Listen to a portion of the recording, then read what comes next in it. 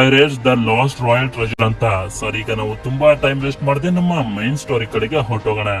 ಮೂವಿಯ ಮೊದಲ ಸೀನ್ ಅಲ್ಲಿ ನಮ್ಗೆ ತೋರಿಸ್ತಾರೆ ಕೊರಿಯಾದ ಗೋರಿಯೋ ಅನ್ನೋ ಒಂದು ರಾಜ್ಯದ ಮೇಲೆ ಶತ್ರುಗಳು ಅಟ್ಯಾಕ್ ಮಾಡ್ಬಿಟ್ಟಿರ್ತಾರೆ. ಆದ್ರಿಂದ ಗೋರಿಯೋ ಸಾಮ್ರಾಜ್ಯದ ಸೇನಾಪತಿ ನಮ್ಮ ರಾಜ್ಯದ ಚಿನ್ನ ಶತ್ರುಗಳಿಗೆ ಸಿಗಬಾರ್ದು ಅಂತ ಒಂದು ಸಣ್ಣ ಚಿನ್ನನು ಕೂಡ ಬಿಡದೆ ಶಿಪ್ ನಲ್ಲಿ ತುಂಬಿಕೊಂಡು ಸಮುದ್ರದಲ್ಲಿ ಎಲ್ಲೋ ಬಚ್ಚಿಟ್ಬಿಡ್ತಾನೆ. ಇಲ್ಲಿಂದ ಸೀನ್ ತುಂಬಾ ವರ್ಷಗಳ ಕಾಲ ಮುಂದಕ್ಕೆ ಬರುತ್ತೆ. ಸಮುದ್ರದ ಮಧ್ಯದಲ್ಲಿ ಮುರಿದೋಗಿರುವಂತ ಒಂದು ಬೋಟ್ ನಲ್ಲಿ ಒಂದು ಕಳ್ಳರ ಗುಂಪು ಮಲಗಿರೋದನ್ನ ನಮ್ಗೆ ತೋರಿಸ್ತಾರೆ. ಆಕ್ಚುಲಿ ಹೇಳ್ಬೇಕು ಅಂತಂದ್ರೆ ಒಂದಷ್ಟು ಜನರು ಇವರನ್ನ ಇಲ್ಲೇ ಬಿಟ್ಟು ಹೊರಟೋಗಿರ್ತಾರೆ, ಇಲ್ಲೇ ಸಮುದ್ರದಲ್ಲಿ ಸಾಯ್ಲಿ ಅಂತ.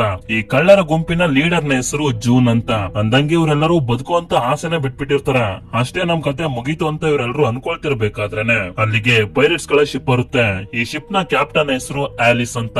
ಜೂನ್ ಅಂತೂ ಆಲಿಸ್ ನ ಸೌಂದರ್ಯನ ನೋಡಿ ಹಾಗೆ ಕಳೆದೋಗಿರ್ತಾನೆ. ಇಲ್ಲಿಗೆ ಸೀನ್ ಕಟ್ ಆಗಿ 3 ತಿಂಗಳ ಮುಂದಕ್ಕೆ ಶಿಫ್ಟ್ ಆಗುತ್ತೆ. ಇಲ್ಲಿ ನಮ್ಗೆ ಗೊತ್ತಾಗುತ್ತೆ ಆಲಿಸ್ ಜೂನ್ ಹಾಗೂ ಅವನ ಜೊತೆ ಇದ್ದಂತ ಜನರನ್ನೆಲ್ಲ ಇವಳ ಶಿಪ್ ನಲ್ಲೇ ಇರಿಸ್ಕೊಂಡಿದ್ದಾಳೆ ಅಂತ.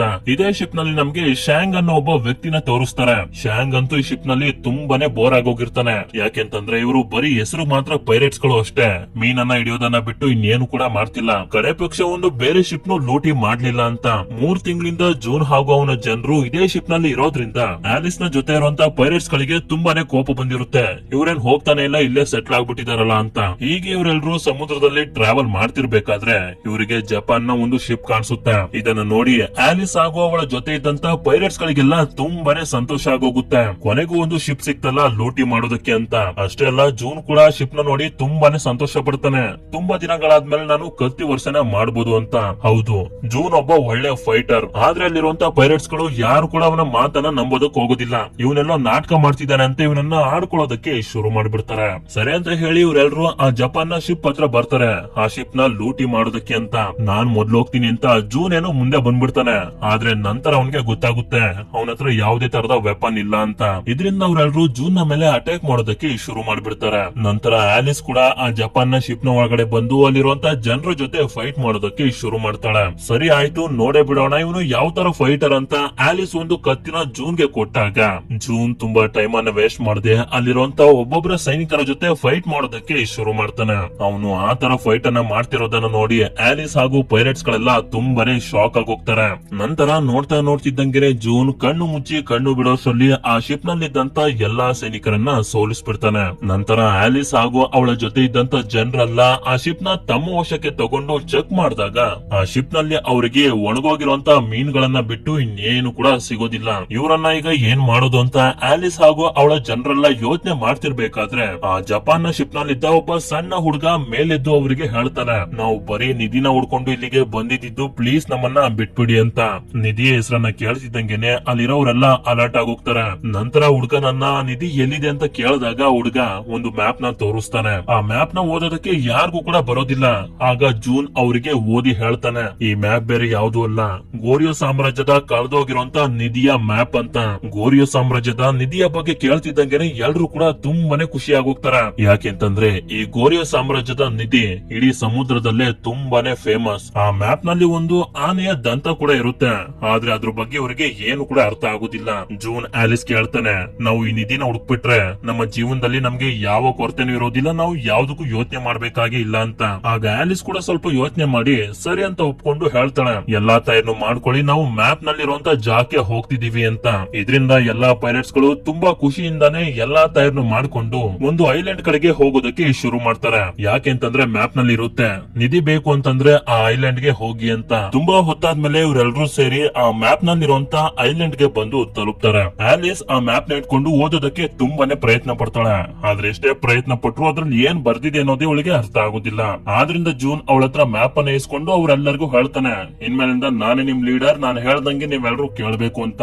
ಹೀಗೆ ಇವರೆಲ್ಲರೂ ಮಾತಾಡ್ತಾ ನಿಂತಿರ್ಬೇಕಾದ್ರೆ ಒಂದು ಕಾಡು ಎಮ್ಮೆ ಅವ್ರ ಕಡೆಗೆ ಬರ್ತಿರೋದನ್ನ ಇವರು ನೋಡ್ತಾರೆ. ಇದರಿಂದ ಜೂನ್ಗೆ ತುಂಬಾ ಖುಷಿಯಾಗಿ ಹೇಳ್ತಾನೆ, ಇಷ್ಟು ದಿನ ಮೀನನ್ನ ತಿಂದು ತಿಂದು ಬೇಜಾರಾಗೋಗಿತ್ತು, ಇವತ್ತು ನಾನು ಅದನ್ನ ಬೇಟೆ ಆಡಿ ತಿಂತೀನಿ ಅಂತ ಕತ್ತಿ ತಗೊಂಡು ಆ ಕಡೆ ಹೋಗೋದಕ್ಕೆ ಶುರು ಮಾಡ್ತಾನೆ. ಅವನಿಂದ ಹಿಂದೆ ಸ್ವಲ್ಪ ಜನರು ಕೂಡ ಹೋಗ್ತಾರೆ. ಅದೇ ಸಮಯಕ್ಕೆ ಆಲಿಸ್ ಹಾಗೂ ಅವಳ ಜೊತೆ ಇದ್ದಂತ ಜನರು ನೋಡ್ತಾರೆ, ಅಲ್ಲಿಗೆ ಬರ್ತಿರೋದು ಬರೀ ಒಂದು ಕಾಡೆಮ್ಮೆ ಅಲ್ಲ, ಕಾಡೆಮ್ಮೆಗಳ ಗುಂಪು ಅಂತ. ಜೂನ್ ಹಾಗೂ ಅವನ ಜೊತೆ ಹೋಗ್ತಿರುವಂತ ಜನರನ್ನ ತಡೆಯೋದಕ್ಕೆ ಇವರು ತುಂಬಾನೇ ಪ್ರಯತ್ನ ಪಡ್ತಾರೆ. ಆದ್ರೆ ಅವ್ರು ಯಾರು ಕೂಡ ಇವರ ಮಾತನ್ನ ಕೇಳಿಸ್ಕೊಳ್ಳದೇನೆ ಅಲ್ಲಿಂದ ಹೋಗ್ತಿರ್ತಾರೆ.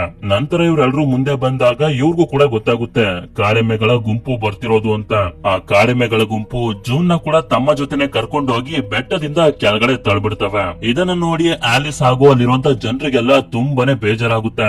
ಜೂನ್ ಸ್ವಲ್ಪ ಕೋತಿ ತರ ಆಡ್ತಿದ್ರು ಕೂಡ ತುಂಬಾ ಒಳ್ಳೆ ಮನುಷ್ಯ ಅಂತ, ಇನ್ನೇನ್ ಮಾಡೋದಕ್ ಆಗೋದಿಲ್ಲ ಅಂತ ಎಲ್ರು ಅಲ್ಲಿಂದ ಹೋಗೋದಕ್ಕೆ ಶುರು ಮಾಡ್ತಾರೆ.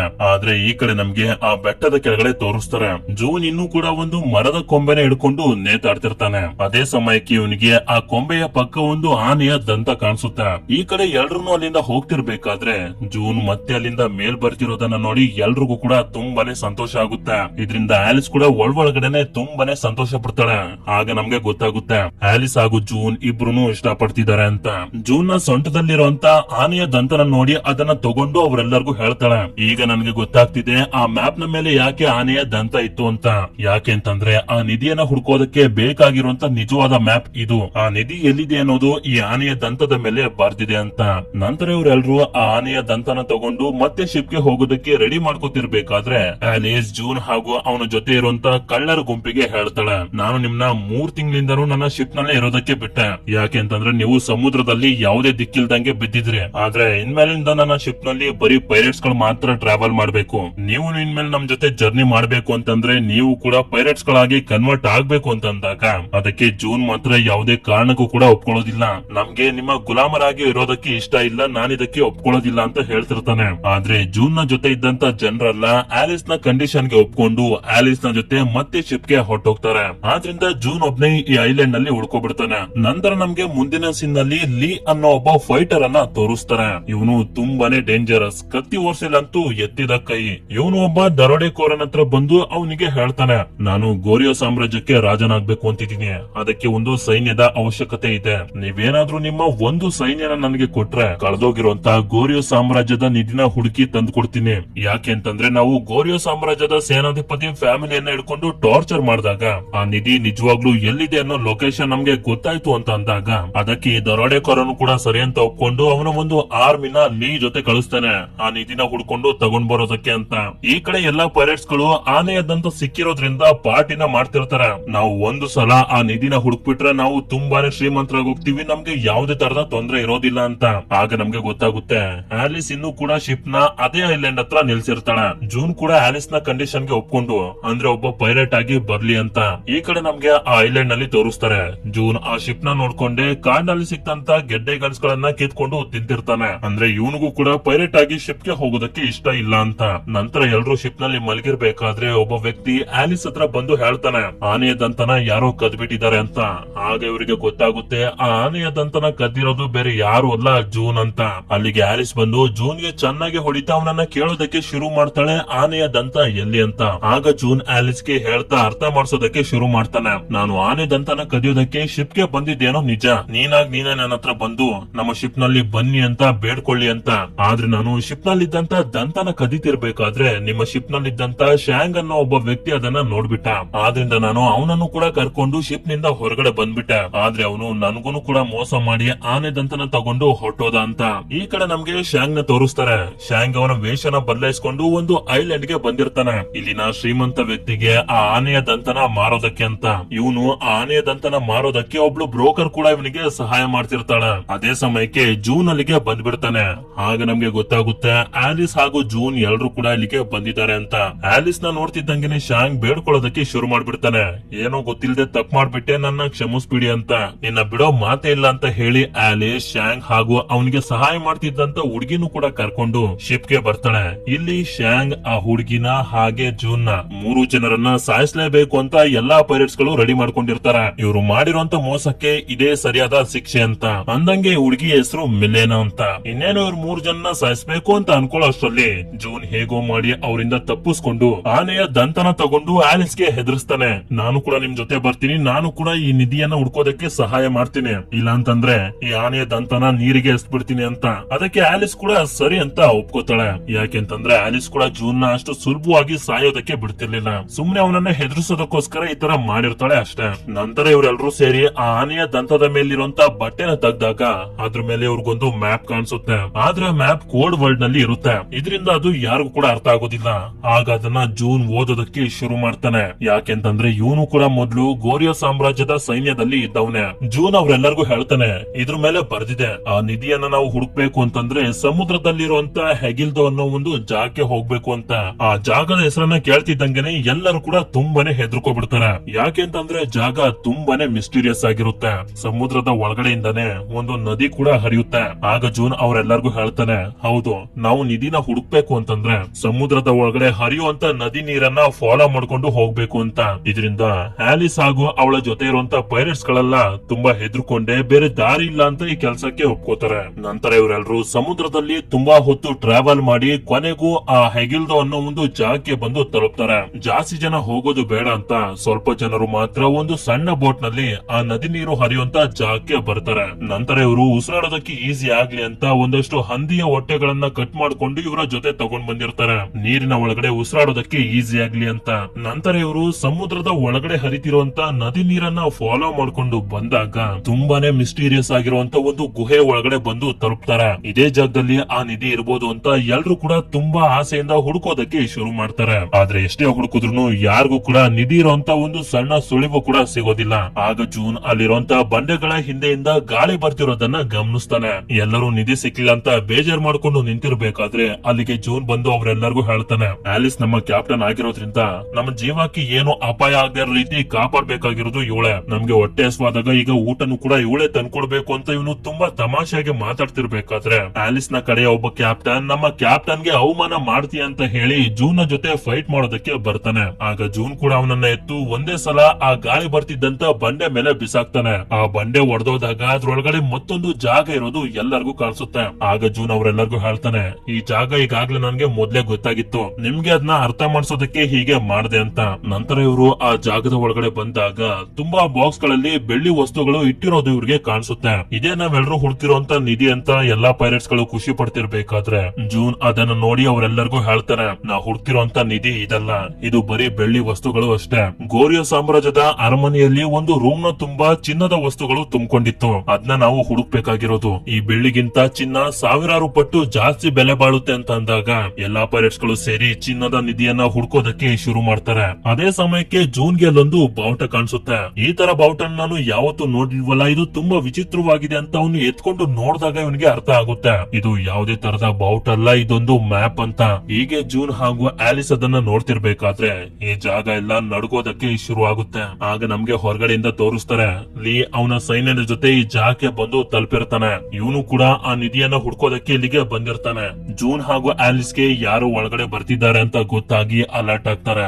ಈ ಕಡೆ ಶ್ಯಾಂಗ್ಗೆ ಆಗ್ಲೇ ಜೂನ್ ಹಾಗೂ ಆಲಿಸ್ ನೋಡ್ತಿದ್ದಂತ ಮ್ಯಾಪ್ ಸಿಗುತ್ತೆ. ಆ ಮ್ಯಾಪ್ ಅನ್ನ ನೋಡ್ತಿದ್ದಂಗೆನೆ ಇವನಿಗೆ ಗೊತ್ತಾಗೋಗುತ್ತೆ, ಇದು ಸಮುದ್ರದ ಮ್ಯಾಪ್. ಇಲ್ಲಿರುವಂತ ಪ್ರತಿ ಒಂದು ಜಾಗಕ್ಕೂ ನಾನು ಈಗಾಗ್ಲೇ ಹೋಗಿದ್ದೀನಿ, ಈ ಎಲ್ಲಾ ಜಾಗ ನನ್ಗೆ ಗೊತ್ತಿದೆ ಅಂತ. ಹಾಗೆ ಇವನಿಗೆ ಆ ಚಿನ್ನದ ನಿಧಿ ಎಲ್ಲಿ ಸಿಗುತ್ತೆ ಅನ್ನೋ ಕ್ಲೂ ಕೂಡ ಸಿಕ್ಬಿಡುತ್ತೆ. ಅದೇ ಸಮಯಕ್ಕೆ ಅಲ್ಲಿಗೆ ಲೀ ಹಾಗೂ ಅವನ ಕಡೆಯ ಜನರು ಬಂದು ಎಲ್ಲರ ಮೇಲೆ ಅಟ್ಯಾಕ್ ಮಾಡೋದಕ್ಕೆ ಶುರು ಮಾಡ್ತಾರೆ. ಆ ಜಾಗದಿಂದ ಆಲಿಸ್ ನ ತುಂಬಾ ಜನರು ತಪ್ಪಿಸ್ಕೊಂಡು ಮತ್ತೆ ಶಿಪ್ ನ ಕಡೆಗೆ ಹೊರಟೋಗ್ತಾರೆ. ಆದ್ರೆ ಆಲಿಸ್ ಹಾಗೂ ಜೂನ್ ಇನ್ನೂ ಕೂಡ ಇಲ್ಲೇ ಇರ್ತಾರೆ. ಲೀ ಕಡೆ ಜನರು ಇವರ ಮೇಲೆ ಅಟ್ಯಾಕ್ ಮಾಡ್ತಿರ್ಬೇಕಾದ್ರೆ ಇವರು ಕೂಡ ಫೈಟ್ ಮಾಡೋದಕ್ಕೆ ಶುರು ಮಾಡ್ತಾರೆ. ಯಾವಾಗ ಲೀ ಜೂನ್ ನ ನೋಡ್ತಾನೆ, ಇಲ್ಲಿನ ಸೀನ್ ಫ್ಲಾಶ್ ಬ್ಯಾಕ್ ಗೆ ಹೋಗುತ್ತೆ. ಇಲ್ಲಿ ನಮ್ಗೆ ತೋರಿಸ್ತಾರೆ, ಜೂನ್ ಹಾಗೂ ಅವನ ಜೊತೆ ಇದೆಯಲ್ಲ ಕಳ್ಳರ ಗುಂಪು, ಅದು ಮೊದಲು ಕಳ್ಳರ ಗುಂಪು ಆಗಿರ್ಲಿಲ್ಲ, ಗೋರಿಯೋ ಸಾಮ್ರಾಜ್ಯದ ಒಂದು ಸೈನಿಕರ ಗುಂಪು ಆಗಿತ್ತು. ಅದೇ ಸೈನ್ಯದಲ್ಲಿ ಲೀ ಕೂಡ ಸೈನಿಕರ ಜನರಲ್ ಆಗಿದ್ದವನು. ಆದ್ರೆ ಇವನು ಯುದ್ಧಗಳನ್ನ ಮಾಡ್ತಿರ್ಬೇಕಾದ್ರೆ ಇವನ ಸೈನ್ಯದಲ್ಲಿದ್ದಂತ ಸೈನಿಕರಿಗೆ ಏನಾದ್ರೂ ಗಾಯ ಆದ್ರೆ ಇವರು ಯುದ್ಧನ ಮಾಡೋದಕ್ಕೆ ಆಗೋದಿಲ್ಲ ಅಂತ ಇವನು ಸೈನಿಕರನ್ನ ಸಾಯಿಸ್ಬಿಡ್ತಿದ್ದ. ಆದ್ರಿಂದ ಸೇನಾಪತಿ ಆಗಿದ್ದಂತ ಜೂನ್ ಲೀನ ಅವನ ಸೈನ್ಯದಿಂದನೇ ತೆಗೆದಾಕ್ಬಿಟ್ಟಿರ್ತಾನೆ. ಈಗ ಮತ್ತೆ ಲೀಗೆ ಜೂನ್ ಸಿಕ್ಕಿರೋದ್ರಿಂದ ಅವನ ಮೇಲೆ ದ್ವೇಷನ ತೀರ್ಸ್ಕೊಳ್ಳೋದಕ್ಕೆ ಅಂತ ಫೈಟ್ ಮಾಡೋದಕ್ಕೆ ಶುರು ಮಾಡ್ತಾನೆ. ಈ ಕಡೆ ಆಲಿಸ್ಗೆ ಏಟಾಗಿ ಅವಳು ಪ್ರಜ್ಞೆ ತಪ್ಪಿ ಬಿದ್ದೋಗಿರ್ತಾಳೆ. ಆಗ ಅಲ್ಲಿಗೆ ಆಲಿಸ್ ನ ಕಡೆಯ ಒಬ್ಬ ಹುಡುಗ ಬಂದು ಅವಳನ್ನ ಕರ್ಕೊಂಡು ಶಿಪ್ ನ ಕಡೆಗೆ ಹೋಗ್ತಾನೆ. ನಂತರ ಜೂನ್ ಕೂಡ ಅಲ್ಲಿರುವಂತ ಎಲ್ಲಾ ಬೆಳ್ಳಿ ವಸ್ತುಗಳನ್ನ ನೀರಿನ ಒಳಗಡೆ ಹಾಕಿ ಆ ಬೆಳ್ಳಿಯ ವಸ್ತುಗಳ ಜೊತೆ ಇವನು ಕೂಡ ಹೊರಟೋಗ್ತಾನೆ. ಲೀನು ಕೂಡ ಆ ನಿಧಿ ನನಗೆ ಬೇಕೇ ಬೇಕು ಅಂತ ಅವನನ್ನ ಫಾಲೋ ಮಾಡ್ಕೊಂಡು ಹೋಗೋದಕ್ಕೆ ಶುರು ಮಾಡ್ತಾನೆ. ಆದ್ರೆ ನೀರ್ನಲ್ಲಿ ಉಸಿರಾಡೋದಕ್ಕಾಗದೆ ಮತ್ತೆ ಮೇಲೆ ಹೊರಟೋಗ್ತಾನೆ. ಅದೇ ಸಮಯಕ್ಕೆ ಅಲ್ಲಿಗೆ ಆಲಿಸ್ ಬಂದು ಬೆಳ್ಳಿ ವಸ್ತುಗಳ ಬಾಕ್ಸ್ ಗೆ ದಾರನ ಕಟ್ಟಿ ಮೇಲಕ್ಕೆ ಎಳೆಯೋದಕ್ಕೆ ಪ್ರಯತ್ನ ಪಡ್ತಾಳೆ. ಆದ್ರೆ ಅದು ಸಾಧ್ಯ ಆಗುದಿಲ್ಲ, ಸಮುದ್ರದ ಆಳಕ್ಕೆ ಹೊರಟೋಗುತ್ತೆ. ಜೂನ್ ಹಾಗೂ ಆಲಿಸ್ ಕೂಡ ಕೂಡ ನೀರ್ನಲ್ಲಿ ಉಸಿರಾಡೋದಕ್ಕಾಗದೆ ಇನ್ನೇನು ಸಾಯೋಂತ ಸ್ಟೇಜ್ಗೆ ಬಂದ್ಬಿಟ್ಟಿರ್ತಾರೆ. ಅದೇ ಸಮಯಕ್ಕೆ ಅಲ್ಲಿಗೆ ಒಂದು ದೊಡ್ಡ ತಿಮಿಂಗ್ಲ ಬಂದು ಇವರಿಬ್ಬರನ್ನ ನುಂಗು ಬಿಡುತ್ತೆ. ಈ ಕಡೆ ಶಿಪ್ ನ ಒಳಗಡೆ ಇದ್ದಂತ ಜನರೆಲ್ಲ ಆಲಿಸ್ ಹಾಗೂ ಜೂನ್ ಸತ್ತೋಗಿದ್ದಾರೆ ಅಂತ ತುಂಬಾನೇ ಅಳ್ತಿರ್ತಾರೆ. ಅದೇ ಸಮಯಕ್ಕೆ ಆ ತಿಮಿಂಗ್ಲದ ತಲೆಯ ಮೇಲಿರುವಂತ ತೂತಿಂದ ಇಬ್ರು ಕೂಡ ಹೊರಗಡೆ ಬರ್ತಾರೆ. ಆದ್ರೆ ಬೆಳ್ಳಿ ವಸ್ತುಗಳು ಮಾತ್ರ ಯಾರಿಗೂ ಕೂಡ ಸಿಗೋದಿಲ್ಲ, ನೀರಿನ ಪಾಲಾಗೋಗುತ್ತೆ. ಈ ಕಡೆ ಲೀ ಕೂಡ ಅದೇ ಬೇಜಾರ್ನಲ್ಲಿ ತುಂಬಾನೇ ಕೋಪ ಮಾಡ್ಕೊಳ್ತಿರ್ಬೇಕಾದ್ರೆ ನೀರ್ನಲ್ಲಿ ತೇಳ್ತಾ ಇರುವಂತ ಒಂದು ಬಾವುಟ ಇವನಿಗೆ ಕಾಣಿಸುತ್ತೆ. ಈ ಬಾವುಟ ಬೇರೆ ಯಾವ್ದು ಅಲ್ಲ, ನಾವ್ ಆಗ್ಲೇ ನೋಡಿದ್ದ ಸಮುದ್ರದ ಮ್ಯಾಪ್ ಏನೆ. ಲೀಗೆ ಆ ಮ್ಯಾಪ್ ನ ನೋಡ್ತಿದ್ದಂಗೆನೆ ಅವನಿಗೆ ಗೊತ್ತಾಗೋಗುತ್ತೆ ಇದು ಸಮುದ್ರದ ಮ್ಯಾಪ್. ಇದ್ರ ಪ್ರಕಾರ ನಾವು ಹೋದ್ರೆ ನಮ್ಗೆ ನಿಜವಾದ ನಿಧಿ ಸಿಗುತ್ತೆ ಅಂತ. ಅಂದ್ರೆ ಇವನ್ಗೂ ಕೂಡ ಗೊತ್ತಾಗೋಗುತ್ತೆ ನಿಜವಾದ ನಿಧಿ ಇದಲ್ಲ, ಚಿನ್ನ ಇರುವಂತ ನಿಧಿ ಬೇರೆ ಕಡೆ ಇದೆ ಅಂತ. ಈ ಕಡೆ ಆಲಿಸ್ಗೆ ಪ್ರಜ್ಞೆ ಬಂದಾಗ ಅವಳ ಶಿಪ್ ನಲ್ಲಿ ಇರ್ತಾಳೆ. ಹಾಗೆ ಅವಳ ಮುಂದೆ ಮಿರೇನಾ ಕುಂತಿರ್ತಾಳೆ. ಇಲ್ಲಿ ಆಲಿಸ್ ಹಾಗೂ ಮಿರೇನಾ ನಡುವೆ ಒಂದು ಫ್ರೆಂಡ್ಶಿಪ್ ಬೆಳೆಯುತ್ತೆ. ನಂತರ ಆಲಿಸ್ ಜೂನ್ ಹತ್ರ ಬಂದು ಕೇಳ್ತಾಳೆ, ನೀನ್ ನೋಡ್ತಿದ್ದಲ್ಲ ಸಮುದ್ರದ ಮ್ಯಾಪ್ ಅದು ಎಲ್ಲಿ ಅಂತ. ಯಾಕೆಂತಂದ್ರೆ ಇಷ್ಟೊತ್ತಿಗೆ ಇವಳಿಗೂ ಕೂಡ ಅರ್ಥ ಆಗೋಗಿರುತ್ತೆ ನಿಜವಾದ ನಿಧಿ ಇರುವಂತ ಮ್ಯಾಪ್ ಅದೇನೆ ಅಂತ. ಆಗ ಜೂನ್ ಅವಳಿಗೆ ಹೇಳ್ತಾನೆ, ನಾನ್ ಅದನ್ನ ನೋಡ್ಲಿಲ್ಲ, ಅದು ಅಲ್ಲೇ ಎಲ್ಲೋ ಬಿದ್ದೋಗಿರ್ಬೇಕು ಅಂತ.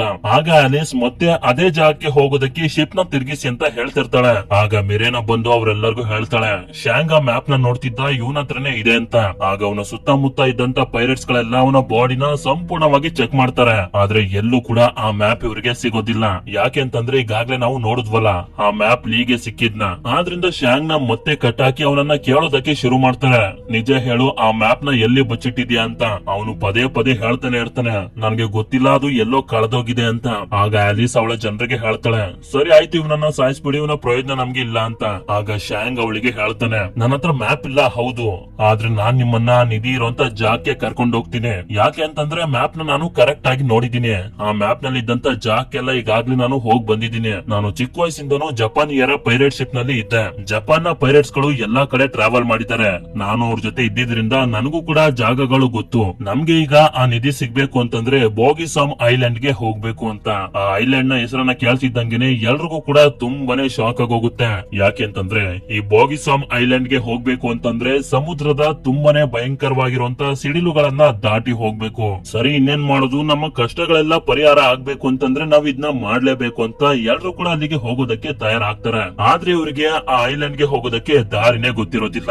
ಈಗ ಏನ್ ಮಾಡೋದು ಅಂತ ಎಲ್ರು ಯೋಚನೆ ಮಾಡ್ತಿರ್ಬೇಕಾದ್ರೆ ಶ್ಯಾಂಗ್ ಸೈಲೆಂಟ್ ಆಗಿ ಹೇಳ್ತಾನೆ, ನನ್ಗೆ ಅಲ್ಲಿಗೆ ಹೋಗೋದಕ್ಕೆ ದಾರಿ ಗೊತ್ತು, ನಾನ್ ನಿಮ್ಮನ್ನ ಕರ್ಕೊಂಡು ಹೋಗ್ತೀನಿ. ಆದ್ರೆ ನೀವೆಲ್ರು ಸೇರಿ ನನ್ನನ್ನ ಈ ಶಿಪ್ ನ ಕ್ಯಾಪ್ಟನ್ ಆಗಿ ಮಾಡ್ಬೇಕು ಅಂತ.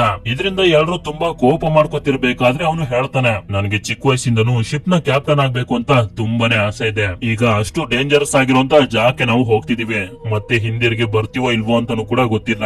ಆದ್ರಿಂದ ಇದೊಂದನ್ನ ನಡೆಸ್ಕೊಡಿ ಅಂತ ಅಂದಾಗ ಸರಿ ಅಂತ ಆಲಿಸ್ ಕೂಡ ಅದಕ್ಕೆ ಒಪ್ಕೋತಾಳೆ. ಮುಂದಿನ ಸೀನ್ ನಲ್ಲಿ ನಮ್ಗೆ ತೋರಿಸ್ತಾರೆ, ಶ್ಯಾಂಗ್ ಈಗ ಶಿಪ್ ನ ಕ್ಯಾಪ್ಟನ್ ಆಗಿರ್ತಾನೆ. ಹಾಗೆ ಆಲಿಸ್ ಶಿಪ್ ನಲ್ಲಿರುವಂತ ಜನರಿಗೋಸ್ಕರ ಅಡಿಗೆನ ಮಾಡ್ತಿರ್ತಾಳೆ. ಜೂನ್ ಕೂಡ ಅವಳ ಜೊತೆನೆ ಇರ್ತಾನೆ. ಅವಳು ಮಾಡ್ಕೊಟ್ಟಿರುವಂತ ಊಟನ ತಿಂತ ಅವಳನ್ನ ಹೊಗಳುತ್ತಿರ್ತಾನೆ, ಅವಳನ್ನ ಇಂಪ್ರೆಸ್ ಮಾಡೋದಕ್ಕೆ ಅಂತ.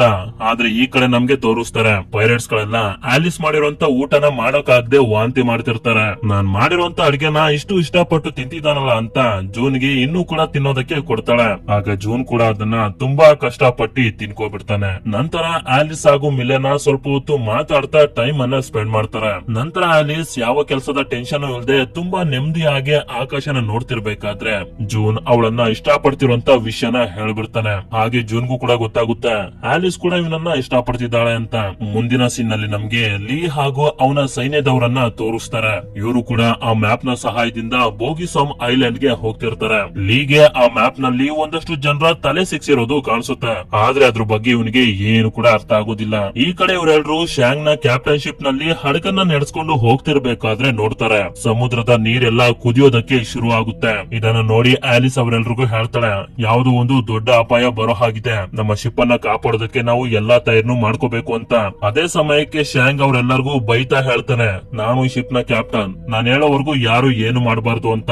ಅದೇ ಸಮಯಕ್ಕೆ ನೋಡ್ತಾ ನೋಡ್ತಿದ್ದಂಗೆನೆ ಸಮುದ್ರದ ಮೇಲಿರುವಂತ ಆಕಾಶ ತುಂಬಾ ಭಯಂಕರವಾಗಿರುವಂತ ರೂಪನ ಪಡ್ಕೊಬಿಡುತ್ತೆ. ಇಷ್ಟೊತ್ವರೆಗೂ ಈ ಪೈರೇಟ್ಸ್ ಗಳು ಯಾವ ವಿಷಯಕ್ಕೋಸ್ಕರ ಹೆದರುಕತ್ತಿದ್ರು ಆ ಸಮಯ ಬಂದೇ ಬಿಡುತ್ತೆ. ತುಂಬಾ ಭಯಂಕರವಾಗಿರುವಂತ ಸಿಡಿಲುಗಳೆಲ್ಲ ಶಿಪ್ ನ ಮೇಲೆ ಬೀಳ್ತಾ ಆ ಶಿಪ್ ಸಂಪೂರ್ಣವಾಗಿ ಧ್ವಂಸ ಆಗೋದಕ್ಕೆ ಶುರು ಆಗೋಗುತ್ತೆ. ಎಲ್ರು ಅವ್ರವರ ಪ್ರಾಣನ ಉಳಿಸ್ಕೊಳ್ಳೋದಕ್ಕೆ ಅಂತ ಆ ಕಡೆ ಈ ಕಡೆ ಓಡಾಡೋದಕ್ಕೆ ಶುರು ಮಾಡ್ಬಿಡ್ತಾರೆ. ಆಗ ಆಲಿಸ್ ತುಂಬಾ ಕಷ್ಟಪಟ್ಟು ಒಬ್ಳು ನಿಜವಾದ ಕ್ಯಾಪ್ಟನ್ ತರ ಆ ಶಿಪ್ ನ ಕಂಟ್ರೋಲ್ ಮಾಡೋದಕ್ಕೆ ತುಂಬಾನೇ ಪ್ರಯತ್ನ ಪಡ್ತಿರ್ತಾಳೆ. ಈ ಕಡೆ ಶ್ಯಾಂಗ್ ಇನ್ನೇನು ಸಮುದ್ರದ ಒಳಗಡೆ ಬೀಳ್ಬೇಕು ಅಂತ ಅನ್ಕೊಳ್ಳೋಷ್ಟ್ರಲ್ಲಿ ಜೂನ್ ಜೂನ್ ಬಂದು ಅವನನ್ನ ಕಾಪಾಡ್ತಾನೆ. ಹೇಗೋ ಮಾಡಿ ತುಂಬಾ ಕಷ್ಟಪಟ್ಟು ಇವರು ಶಿಪ್ ಅನ್ನ ಸಂಭಾಳಿಸ್ತಾ ಮುಂದೆ ಬಂದಾಗ ಸಿಡಿಲುಗಳೆಲ್ಲ ಕಮ್ಮಿ ಆಗಿ ಸೂರ್ಯನ ಬೆಳಕು ಕಾಣಿಸುತ್ತೆ. ನೋಡಿದ್ರೆ ಇವರು ಹುಡ್ಕೊಂಡು ಬಂದಿರುವಂತ ಬೋಗಿಸಮ್ ಐಲ್ಯಾಂಡ್ ಇವರ ಮುಂದೆನೆ ಇರುತ್ತೆ. ನಂತರ ಸ್ವಲ್ಪ ಜನ ಎಲ್ಲಾ ತಯಾರಿ ಮಾಡ್ಕೊಂಡು 2 ಸಣ್ಣ ಬೋಟ್ ಗಳಲ್ಲಿ ಐಲ್ಯಾಂಡ್ ಗೆ ಬಂದು ತಲುಪ್ತಾರೆ. ಮಿಕ್ಕಂತ ಜನ ಇನ್ನು ಶಿಪ್ ನಲ್ಲೇ ಇರ್ತಾರೆ. ಯಾಕೆಂತಂದ್ರೆ ಶಿಪ್ ನ ನೋಡ್ಕೊಳ್ಳೋದಕ್ಕೆ ಅಂತ. ಶ್ಯಾಂಗ್ ಈಗ ಇವರ ಕ್ಯಾಪ್ಟನ್ ಆಗಿರೋದ್ರಿಂದ ಎಲ್ಲರೂ ಇವನನ್ನ ಕೇಳ್ತಾರೆ, ಹೇಳಿ ಈಗ ಆ ನಿಧಿ ಎಲ್ಲಿದೆ ಅಂತ. ಶ್ಯಾಂಗು ಕೂಡ ಆ ನಿಧಿ ನಿಜವಾಗ್ಲೂ ಎಲ್ಲಿದೆ ಅಂತ ಗೊತ್ತಿರೋದಿಲ್ಲ. ಆದ್ರಿಂದ ಅವರೆಲ್ಲರಿಗೂ ಹೇಳ್ತಾನೆ, ಈ ಚಿಕ್ಕ ಐಲ್ಯಾಂಡ್ ಅಲ್ಲಿ ಇಲ್ಲೇ ಎಲ್ಲೋ ಇರುತ್ತೆ, ನಾವೆಲ್ಲರೂ ಸೇರಿ ಹುಡುಕಿದ್ರೆ ಸಿಕ್ಕೇ ಸಿಗುತ್ತೆ ಅಂತ.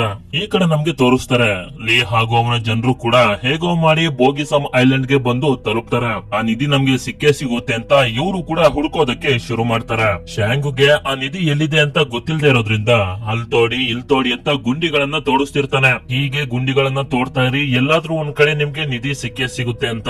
ಹೀಗೆ ಇವರೆಲ್ಲರೂ ಗುಂಡಿಗಳನ್ನ ತೋಡ್ತಿರ್ಬೇಕಾದ್ರೆ ಜೂನ್ ಹಾಗೂ ಆಲಿಸ್ ಗಮನಿಸ್ತಾರೆ ಬೆಟ್ಟದ ಮೇಲೆ ಪದೇ ಪದೇ ಒಂದೇ ಕಡೆ ಸಿಡಿಲು ಬೀಳ್ತಿರೋದನ್ನ. ಆಗ ಜೂನ್ ಆಲಿಸ್ ಕೇಳ್ತಾನೆ, ಸರಿ ಆಯ್ತು ನೀವ್ ಇಲ್ಲೇ ಇರಿ, ನಾನು ಹೋಗಿ ಅಲ್ಲಿ ನೋಡ್ಕೊಂಡು ಬರ್ತೀನಿ ಅಂತ ಹೇಳ್ತಾ ಮತ್ತೊಂದು ವಿಷಯನ ಅವಳಿಗೆ ಹೇಳ್ತಾನೆ. ನನಗೆ ನಿಜವಾಗ್ಲೂ ಆ ನಿಧಿಯ ಅವಶ್ಯಕತೆ ಇಲ್ಲ, ನಾನು ಇದನ್ನೆಲ್ಲ ಮಾಡ್ತಿರೋದು ನಿನಗೋಸ್ಕರ ನಾನು ಏನ್ ಮಾಡೋದಕ್ಕೂ ಕೂಡ ತಯಾರಾಗಿದ್ದೀನಿ ಅಂತ. ಇವನ ಮಾತನ್ನ ಕೇಳಿ ಆಲಿಸ್ಗೆ ಜೂನ್ ನ ಮೇಲೆ ಗೌರವ ಜಾಸ್ತಿ ಆಗುತ್ತೆ. ಸರಿ ಆಯ್ತು ಹುಷಾರಾಗಿ ಹೋಗ್ಬಾ ಅಂತ ಆಲಿಸ್ ಕೂಡ ಜೂನ್ ನ ಕಳಿಸ್ಕೊಡ್ತಾಳೆ. ನಂತರ ಜೂನ್ ಕೂಡ ತುಂಬಾ ಕಷ್ಟಪಟ್ಟು ಬಂಡೆಗಳ ಮೇಲೆಲ್ಲ ಹತ್ತುತ್ತಾ ಕೊನೆಗೂ ಆ ಬೆಟ್ಟದ ಮೇಲೆ ಬಂದು ತಲುಪ್ತಾನೆ. ಅಲ್ಲಿ ಇವನಿಗೆ ಕೋಲ್ಗಳಲ್ಲಿ ಒಂದಷ್ಟು ಜನರ ತಲೆಬುಡೆಯನ್ನ ಸಿಕ್ಸಿರೋದು ಕಾಣಿಸುತ್ತೆ. ಹೀಗೆ ಇವನು ನೋಡ್ತಿರ್ಬೇಕಾದ್ರೆ ಅಲ್ಲಿಗೆ ಲೀ ಹಾಗೂ ಅವನ ಜನರು ಬಂದು ಬಿಡ್ತಾರೆ. ಆದ್ರಿಂದ ಇವನು ಒಂದು ಜಾಗದಲ್ಲಿ ಹೋಗಿ ಬಚ್ಚಿಟ್ಕೊಬಿಡ್ತಾನೆ. ಕೋಲಿಗೆ ಸಿಕ್ಸಿರುವಂತ ತಲೆಬುಡೆಗಳನ್ನ ನೋಡಿ ಇವನಿಗೆ ಅರ್ಥ ಆಗೋಗುತ್ತೆ ಮ್ಯಾಪ್ ನಲ್ಲಿ ಯಾಕೆ ಆ ಡ್ರಾಯಿಂಗ್ ಇದ್ದಿತ್ತು ಅಂತ. ಆ ನಿಧಿ ಇದೇ ಕೋಲ್ಗಳ ಕೆಳಗಡೆ ಇರ್ಬೋದು ಅಂತ ಅವನ ಸೈನಿಕರಿಗೆ ಹೇಳ್ತಾನೆ. ಒಂದೊಂದೇ ಕೋಲ್ಗಳನ್ನ ತೆಗಿರಿ ಅಂತ. ಯಾವಾಗ ಸೈನಿಕರು ಒಂದೊಂದೇ ಕೋಲ್ಗಳನ್ನ ತೆಗೆಯೋದಕ್ಕೆ ಬರ್ತಾರೋ ಇವರ ಮೇಲೆ ಸಿಡಿಲು ಬಿದ್ದು ಬಿಡುತ್ತೆ. ಆದ್ರೂ ಕೂಡ ಮತ್ತೆ ಕೋಲ್ಗಳನ್ನ ತೆಗಿರಿ ಅಂತ ಹೇಳಿದಾಗ ಆ ಸೈನಿಕರು ಕೂಡ ಒಂದು ಕೋಲನ್ನ ಮುಟ್ಟಾಗ ಆ ಕೋಲ್ನ ಕೆಳಗಡೆಯಿಂದ ಚಾಕುಗಳು ಬಂದು ಆ ಸೈನಿಕರನ್ನೆಲ್ಲ ಸಾಯಿಸ್ಬಿಡುತ್ತೆ. ಹಾಗೆ ಇವರಿಗೆ ಗೊತ್ತಾಗುತ್ತೆ ಒಂದೊಂದು ಕೋಲ್ನ ಕೆಳಗಡೆನೂ ಕೂಡ ಒಂದೊಂದು ಟ್ರಾಪ್ ಗಳಿವೆ ಅಂತ. ಅದೇ ಸಮಯಕ್ಕೆ ಲೀಗೆ ಅಲ್ಲೊಂದು ಬಾವುಟ ಕಾಣಿಸುತ್ತೆ. ಆ ಬಾವುಟ ಬೇರೆ ಯಾವುದು ಅಲ್ಲ, ಗೋರಿಯೋ ಸಾಮ್ರಾಜ್ಯದ ಕೊನೆಯ ಸೇನಾಧಿಪತಿಯ ಬಾವುಟ ಅದು. ಆ ನಿಧಿ ಇದೇ ಬಾವುಟದ ಕೆಳಗಡೆ ಇರ್ಬೋದು ಅಂತ ಆ ಬಾವುಟ ಇದ್ದಂತ ಕೋಲ್ ಅನ್ನ ಲೀ ತೆಗಿತಾನೆ. ಅದ್ರಲ್ಲಿ ಯಾವುದೇ ತರದ ಟ್ರಾಪ್ ಇರೋದಿಲ್ಲ. ಇದನ್ನೆಲ್ಲ ಒಂದು ಜಾಗದಲ್ಲಿ ಬಚ್ಚಿಟ್ಕೊಂಡು ಜೂನ್ ಕೂಡ ನೋಡ್ತಿರ್ತಾನೆ. ಈ ಕಡೆ ಶ್ಯಾಂಗ್ ಎಲ್ಲಾ ಪೈರಟ್ಸ್ ಗಳಿಂದ ತಪ್ಪಿಸ್ಕೊಂಡು ಹೋಗೋದಕ್ಕೆ ಪ್ರಯತ್ನ ಪಡ್ತಿರ್ತಾನೆ. ಆ ನಿಧಿ ಏನಾದ್ರೂ ಅವರಿಗೆ ಸಿಕ್ಲಿಲ್ಲ ಅಂತಂದ್ರೆ ಅವ್ರು ನನ್ನನ್ನ ಸುಮ್ನೆ ಬಿಡೋದಿಲ್ಲ ಅಂತ. ಅದೇ ಸಮಯಕ್ಕೆ ಒಂದು ಪೆಂಗ್ವಿನ್ ನ ಬಾಯಿಯಲ್ಲಿ ಚಿನ್ನ ಇವನಿಗೆ ಕಾಣಿಸುತ್ತೆ. ಆದ್ರಿಂದ ಇವನು ಜೋರಾಗಿ ಹೋಗಿ ಎಲ್ಲರನ್ನು ಕರಿತಾನೆ ಬನ್ನಿ ಅಂತ. ಆದ್ರೆ ಅವರೆಲ್ಲರೂ ಬರೋಷ್ಟರಲ್ಲಿ ಆ ಪೆಂಗ್ವಿನ್ ಅಲ್ಲಿಂದ ಹೊರಟೋಗಿರುತ್ತೆ. ಇವನ್ ನಮ್ಗೆ ಏನೇನೋ ಹೇಳಿ ಮೋಸ ಮಾಡ್ತಿದ್ದಾನೆ ಅಂತ ಪೈರಟ್ಸ್ ಗಳೆಲ್ಲ ಇವನನ್ನ ಸಾಯಿಸೋದಕ್ಕೆ ನೋಡ್ತಿರ್ಬೇಕಾದ್ರೆ ಆ ಪೆಂಗ್ವಿನ್ ಅಲ್ಲಿಗೆ ಮತ್ತೆ ಬರುತ್ತೆ. ಅದ್ರ ಬಾಯಿಯಲ್ಲಿ ಚಿನ್ನ ಇರೋದನ್ನ ನೋಡಿ ಇವರೆಲ್ಲರಿಗೂ ಒಂದು ಮಾತ್ರ ಕನ್ಫರ್ಮ್ ಆಗೋಗುತ್ತೆ, ಆ ನಿಧಿ ಇಲ್ಲೇ ಎಲ್ಲೋ ಹತ್ರದಲ್ಲೇ ಇದೆ ಅಂತ. ಅದೇ ಸಮಯಕ್ಕೆ ಇವರೆಲ್ಲರೂ ನೋಡ್ತಾರೆ ಲೀ ಕಡೆಯ ಜನರು ಇವರ ಶಿಪ್ ನ ಮೇಲೆ ಅಟ್ಯಾಕ್ ಮಾಡ್ತಿರ್ತಾರೆ. ಈ ಕಡೆ ಲೀ ಹಾಗೂ ಅವನ ಜನರಿಗೆ ಭೂಮಿಯ ಒಳಗಡೆಯಿಂದ ಒಂದು ಬಾಕ್ಸ್ ಸಿಗುತ್ತೆ. ಆ ಬಾಕ್ಸ್ ನ ಎಲ್ಲರೂ ನೋಡ್ತಿರ್ಬೇಕಾದ್ರೆ ಒಬ್ಬ ವ್ಯಕ್ತಿಗೆ ಜೂನ್ ಅಲ್ಲಿ ಬಚ್ಚಿಟ್ಕೊಂಡಿರೋದು ಗೊತ್ತಾಗೋಗುತ್ತೆ. ಈ ಕಡೆ ಆಲಿಸ್ ಜೂನ್ ನ ಜೊತೆ ಇದ್ದಂತ ಜನರಿಗೆ ಹೇಳ್ತಾಳೆ, ನೀವೆಲ್ಲರೂ ಹೋಗಿ ಬೆಟ್ಟದ ಮೇಲಿರುವಂತ ಜೂನ್ ನ ಕಾಪಾಡಿ, ಅವನ್ಗೆ ಯಾವ್ದಾದ್ರು ಸಹಾಯ ಬೇಕಿರ್ಬೋದು, ನಾವು ಹೋಗಿ ಶಿಪ್ ನ ಕಾಪಾಡ್ತೀವಿ ಅಂತ. ಸರಿ ಅಂತ ಹೇಳಿ ಒಂದಷ್ಟು ಜನ ಜೂನ್ ನ ಕಾಪಾಡೋದಕ್ಕೆ ಅಂತ ಹೋದ್ರೆ ಆಲಿಸ್ ಹಾಗೂ ಅವಳ ಜೊತೆ ಇದ್ದಂತ ಪೈರೇಟ್ಸ್ ಗಳೆಲ್ಲ ಅವರ ಶಿಪ್ ಅನ್ನ ಕಾಪಾಡೋದಕ್ಕೆ ಅಂತ ಹೋಗ್ತಾರೆ. ಲೀ ಹಾಗೂ ಅವನ ಜನರಿಗೆ ಭೂಮಿ ಒಳಗಡೆಯಿಂದ ಒಂದು ಬಾಕ್ಸ್ ಸಿಕ್ಕಿತ್ತಲ್ಲ, ಆ ಬಾಕ್ಸ್ ಅನ್ನ ಓಪನ್ ಮಾಡಿದಾಗ ಅದರಲ್ಲಿ ಇವರಿಗೆ ಯಾವುದೇ ತರದ ನಿಧಿ ಸಿಗೋದಿಲ್ಲ, ಬರೀ ಒಂದೇ ಒಂದು ಮಾಸ್ಕ್ ಇರುತ್ತೆ. ಲೀ ಆ ಮಾಸ್ಕ್ ಅನ್ನ ನೋಡ್ತಿರ್ಬೇಕಾದ್ರೆ ಅಲ್ಲಿಗೆ ಜೂನ್ ಬಂದು ಆ ಮಾಸ್ಕ್ ಅನ್ನ ಕಿತ್ಕೊಂಡು ಓಡೊಂಟೋಗ್ತಾನೆ. ಅದೇ ಸಮಯಕ್ಕೆ ಜೂನ್ ನ ಕಾಪಾಡೋದಕ್ಕೆ ಅಂತ ಅವನ ಕಡೆ ಜನರು ಬಂದು ಲೀ ಸೈನಿಕರ ಜೊತೆ ಫೈಟ್ ಮಾಡೋದಕ್ಕೆ ಶುರು ಮಾಡ್ತಾರೆ. ಆಗ ನೀವ್ಯಾರು ಫೈಟ್ ಮಾಡ್ಬೇಡಿ, ಇದು ನನ್ನ ಹಾಗೆ ಲೀ ಮಧ್ಯೆ ಇರುವಂತ ಜಗಳ ಅಂತ ಹೇಳಿ ಜೂನ್ ಆ ಮಾಸ್ಕ್ ಗೋಸ್ಕರ ಲೀ ಜೊತೆ ಕತ್ತಿ ವರ್ಷೆ ಮಾಡೋದಕ್ಕೆ ಶುರು ಮಾಡ್ತಾನೆ. ಈ ಕಡೆ ಶ್ಯಾಂಗ್ ನಾನು ಈ ಪೆಂಗ್ವಿನ್ ನ ಫಾಲೋ ಮಾಡಿದ್ರೆ ನಿಧಿ ಎಲ್ಲಿದೆ ಅಂತ ಗೊತ್ತಾಗುತ್ತೆ ಅಂತ ಪೆಂಗ್ವಿನ್ ಕಾಲಿಗೆ ದಾರನ್ನ ಕಟ್ಟಿ ಅದನ್ನ ಫಾಲೋ ಮಾಡೋದಕ್ಕೆ ಶುರು ಮಾಡ್ತಾನೆ. ಆದ್ರೆ ಆ ಪೆಂಗ್ವಿನ್ ಅವನನ್ನ ನೀರ್ನ ಒಳಗಡೆ ಎಲ್ಲ ಎಳ್ಕೊಂಡು ಹೊಂಟೋಗುತ್ತೆ. ಈ ಕಡೆ ಜೂನ್ ಹಾಗೂ ಲೀ ಫೈಟ್ ಅನ್ನ ಮಾಡ್ತಿರ್ಬೇಕಾದ್ರೆ ಅವ್ರ ಕೈ ತಪ್ಪಿ ಮಾಸ್ಕ್ ಕೆಳಗಡೆ ಬಿದ್ದೋಗುತ್ತೆ. ಆ ಮಾಸ್ಕ್ ಸೀದಾ ಬಂದು ನೀರ್ನ ಒಳಗಡೆ ಇರುವಂತ ಶ್ಯಾಂಗ್ ನ ತಲೆಯ ಮೇಲೆ ಬಿಡುತ್ತೆ. ಇವನು ಈ ಮಾಸ್ಕ್ ಅನ್ನ ನೋಡ್ತಾ ಮುಂದೆ ಇರುವಂತ ಬೆಟ್ಟನ ನೋಡ್ತಾನೆ. ಈ ಮಾಸ್ಕ್ ಆ ಬೆಟ್ಟದ ತರನೇ ಇರುತ್ತೆ. ಆದ್ರಿಂದ ಆ ಬೆಟ್ಟದ ಒಳಗಡೆ ಇರುವಂತ ಗುಹೆ ಒಳಗಡೆ ಬರ್ತಾನೆ. ಈ ಕಡೆ ಆಲಿಸ್ ಹಾಗೂ ಅವಳ ಜನರೆಲ್ಲ ಶಿಪ್ ಹತ್ರ ಬರೋ ಅಷ್ಟರಲ್ಲಿ ಲೀ ಕಡೆಯ ಜನರು ಇವರ ಶಿಪ್ ಅನ್ನ ಧ್ವಂಸ ಮಾಡಿ ನಾಶ ಮಾಡ್ಬಿಟ್ಟಿರ್ತಾರೆ. ಆದ್ರಿಂದ ಇವರನ್ನೆಲ್ಲ ಸುಮ್ನೆ ಬಿಡಬಾರ್ದು ಅಂತ ಆಲಿಸ್ ಹಾಗೂ ಅವಳ ಜೊತೆ ಇರುವಂತ ಜನರು ಲೀ ಜನರು ಇರುವಂತ ಶಿಪ್ ನ ಮೇಲೆ ಅಟ್ಯಾಕ್ ಮಾಡ್ಬಿಡ್ತಾರೆ. ಈ ಕಡೆ ಶ್ಯಾಂಗ್ ಆ ಬೆಟ್ಟದ ಒಳಗಡೆ ಇರುವಂತ ಗುಹೆ ಒಳಗಡೆ ಬಂದಾಗ ಗೋರಿಯ ಸಾಮ್ರಾಜ್ಯದ ನಿಧಿ ಇದ್ದಂತ ಶಿಪ್ ಅಲ್ಲಿ ಇರುತ್ತೆ.